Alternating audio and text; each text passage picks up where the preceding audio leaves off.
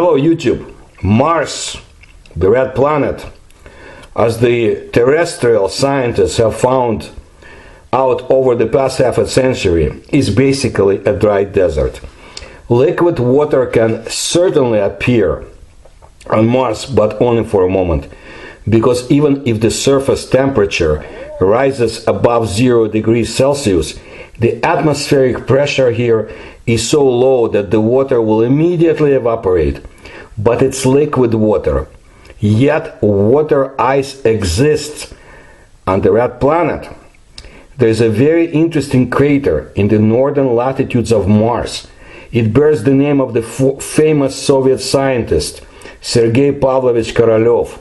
In this crater, just think, it contains a huge amount of water ice. The thickness of the layer of this ice reaches, according to scientists, about 1.8 kilometers. Think about it. The cool photo you can see is a combination of 5 different images combined into one. It depicts the Korolev crater, which has a diameter of 82 kilometers. Inside this crater, you can see a huge amount of water ice. Its existence is explained by the so-called cold trap phenomenon. It occurs when the rarefied air settles on the ice, where it cools and forms a cold layer that acts as a shield, keeping the Korolev crater permanently frozen. According to approximate estimates of researchers, the amount of ice that's contained in that crater is at least 2,200 cubic kilometers. This is about 1/10 of the volume of Lake Baikal, which in turn contains 20% of the fresh water reserves of our entire planet. So yeah, there is water on Mars, okay? The images on the basis of which the image you will see in the photos was taken were obtained from the Mars Express orbiter of the European Space Agency.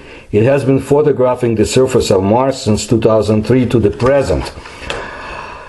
The Korolev crater, as mentioned above, was named after the Soviet rocket engineer, father of the Russian space program, and former prisoner of the Soviet communist concentration camps, Sergei Pavlovich Korolev.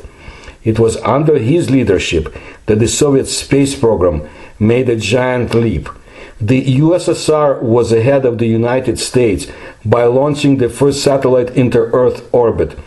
And then the first person, Yuri Alexeyevich Gagarin, Soviet cosmonaut, the first person in outer space.